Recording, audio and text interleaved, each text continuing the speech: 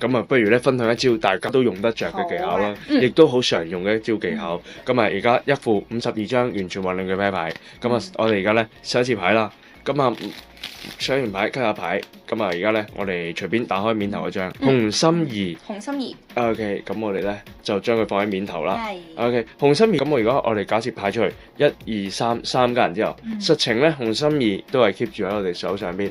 OK，咁啊呢個咧就係出2張嘅技術啦。咁啊呢個咧就係派牌嘅技術，亦都係最常見嘅技術。點樣可以俾大家睇得出人哋係咪出緊2張，有冇跌入陷阱裏邊咧？我打開做一次俾大家睇。實情咧，佢哋每次派牌嘅時候，將面頭嗰張牌輕輕 hold 起咗。